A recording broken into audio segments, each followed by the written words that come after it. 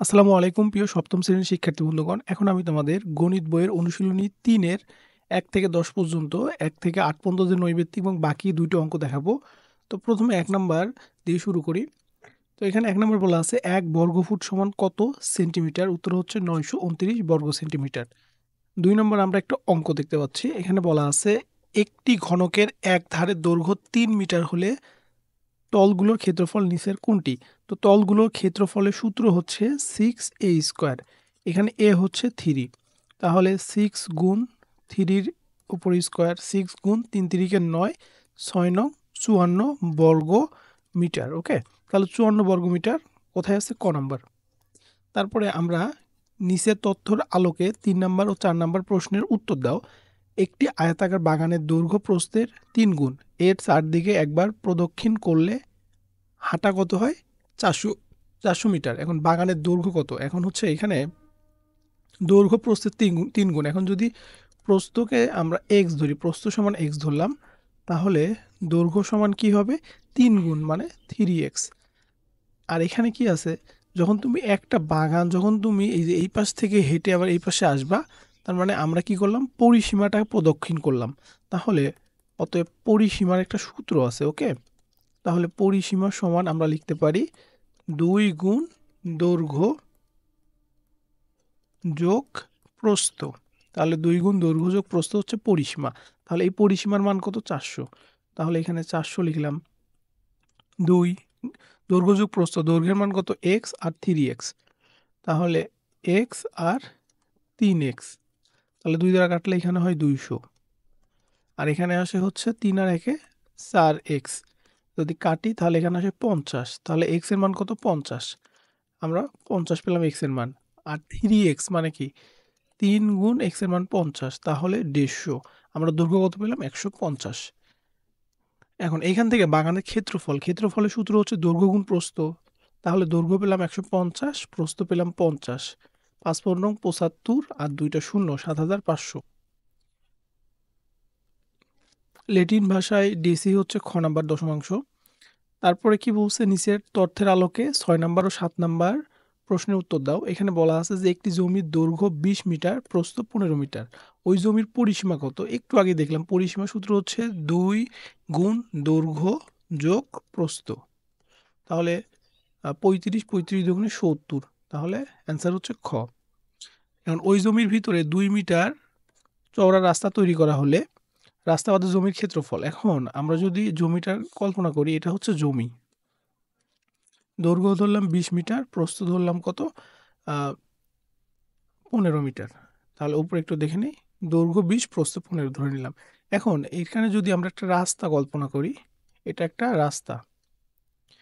এখন এই রাস্তাটার চওড়া বা প্রস্থ হচ্ছে কত? ২ মিটার করে। তাহলে ২ মিটার করে।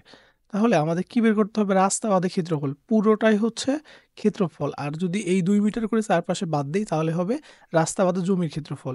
রাস্তা বাদে জমির ক্ষেত্রফল নির্ণয় করতে গেলে রাস্তা বাদে আগে দৈর্ঘ্য নির্ণয় করতে হবে, রাস্তা বাদে প্রস্থ। তার মানে এইটুকু দৈর্ঘ্য বাদ দিতে হবে। শুধু নির্ণয় করতে হবে আমাকে এই ভিতরের দৈর্ঘ্যটুকু। তাহলে রাস্তা বাদে জমির ক্ষেত্রফল হবে। ওকে? তাহলে এখন কিভাবে করব? রাস্তা বাদে দৈর্ঘ্য কত হবে? দেখো, দৈর্ঘ্য বলতে ২ জায়গায় দৈর্ঘ্য আছে। এই নিচেরটাও দৈর্ঘ্য আর এইখানেও দৈর্ঘ্য। এটাও ১৫ মিটার, এখানেও ১৫ মিটার। তাহলে এখানেও ২ মিটার রাস্তা আছে, এখানেও ২ মিটার। তাহলে ৪ মিটার। তাহলে আমার দৈর্ঘ্য কি হবে? দৈর্ঘ্য সমান ২০ মাইনাস এখানে ২, এখানে ২, ৪, ১৬। প্রস্থের ক্ষেত্রেও সেম। প্রস্থের ক্ষেত্রে ১৫, এখানে ২, এখানে ২, ৪, কত? ১১। এখন ক্ষেত্রফলের সূত্র হচ্ছে দৈর্ঘ্য গুণ প্রস্থ। ১৬ গুণ ১১ করলে হয় ১৭৬।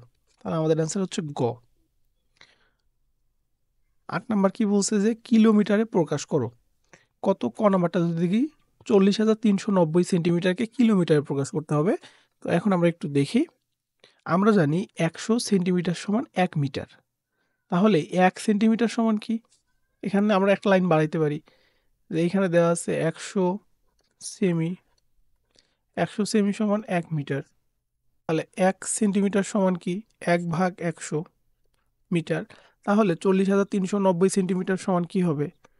সমান হবে হচ্ছে ১/৪০,৩৯০ ভাগ হচ্ছে ১,০০০। তাহলে এটা দিয়ে কাটি এই শূন্য গেলে এই দুইটা শূন্যর জন্য 40-এর পর কি হবে 0.39 মিটার।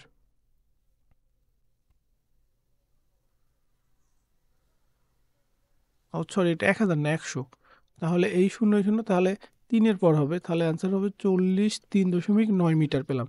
এখন আমাদের কি করতে বলছে কিলোমিটার। এখন আমরা আবার জানি 1000 মিটার সমান 1 কিলোমিটার।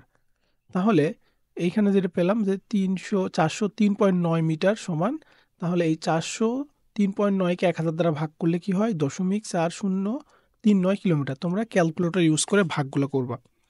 তারপর খ নাম্বার বলছে যে 75 মিটার 250 মিলিমিটার। এখন এই 250 মিলিমিটারকে আমরা কি করব, আলাদা আলাদাভাবে করে নিব। তাহলে 75 মিটার, 75কে আমরা 1000 দিয়ে ভাগ করব, তাহলে কি হবে মিটারটা কিলোমিটার হয়ে যাবে। তাহলে 75কে 1000 দিয়ে ভাগ করলে জয়টা শূন্য, তয়টা আগে দশমিক দিতে হবে সংখ্যার আগে। তাহলে এখানে শূন্য 3টা, তাহলে 7-এর আগে একটা শূন্য দিয়ে দশমিক দিতে হবে কিলোমিটার। আবার 250 মিলিমিটার, মিলিমিটার থেকে আগে সেন্টিমিটার করে নিব। আমরা জানি 1 সেন্টিমিটার সমান 10 মিলিমিটার। তাহলে আমরা ভাগ দিলাম, ভাগ দিলে তাহলে 225 মিলিমিটারকে সেন্টিমিটার দিয়ে করতে গেলে 10 দ্বারা ভাগ দিতে হবে, তাহলে 25 সেন্টিমিটার হইল। এখন 25 সেন্টিমিটারকে 100 দ্বারা ভাগ দিলে কি হবে মিটারে আসবে। তাহলে 100 দ্বারা ভাগ দিলে 0.25 মিটার। এখন 0.25 মিটারকে 1000 দ্বারা ভাগ দিলে কি হবে কিলোমিটার। 0.25কে 1000 দ্বারা ভাগ দিলে কত হয়, তাহলে এখানে 3টা শূন্য আছে, তাহলে 25-এর আগে 3টা শূন্য তারপর দশমিক, 25-এর আগে 3টা শূন্য দশমিক কিলোমিটার। তোমরা ক্যালকুলেটর ইউজ করবা। ওকে, তাহলে আমরা 75 মিটারকে কিলোমিটার করলাম এবং 250 মিলিমিটারকেও কিলোমিটার করলাম। এখন দুইটা যোগ করে দিব। তাহলে 75 মিটার 250 মিলিমিটার সমান 0.075 কিলোমিটার যোগ 0.00025 কিলোমিটার যোগ করলে কত হয়, এই তো 0.7525 কিলোমিটার। 9 নম্বর কি বলছে যে 5.37 ডেকামিটারকে মিটার ও ডেসিমিটার, এটা হবে ডেসিমিটারে প্রকাশ করো।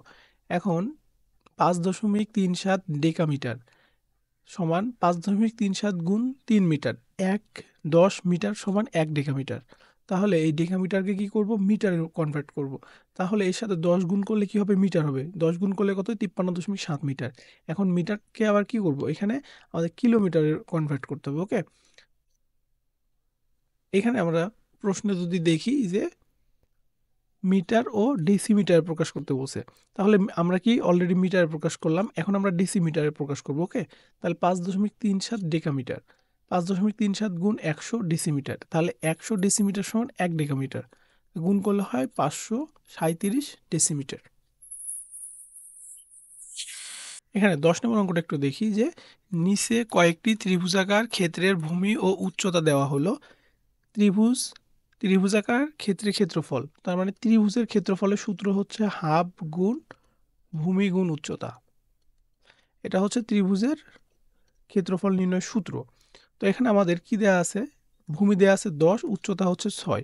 তাহলে আমরা যদি একটা ত্রিভুজ কল্পনা করি, এর ভূমি হচ্ছে কত 10, আর যদি এটা উচ্চতা কল্পনা করি, এই উচ্চতার পরিমাণ হচ্ছে 6। এটাই বলা আছে যে ত্রিভুজের ক্ষেত্রফল হাফ ইন্টু ভূমি গুণ উচ্চতা, হাফ ভূমির মান 10 গুণ উচ্চতা 6। তাহলে 10 আর 6 60, 60কে হাফ দ্বারা কাটলে কত হয় 30। যেমন এখানে যদি দেখি হাফ ইন্টু 6 10 60, 2 দ্বারা কাটলে হয় 30, তাহলে 30 বর্গমিটার। খ নম্বর বলা আছে ভূমি হচ্ছে 25 আর হচ্ছে উচ্চতা 14। একই সূত্র, আমরা জানি ত্রিভুজাকার ক্ষেত্রে ক্ষেত্রফল ইন্টু হাফ ইন্টু ভূমি গুণ উচ্চতা, হাফ ভূমি হচ্ছে 25, উচ্চতা হচ্ছে 14।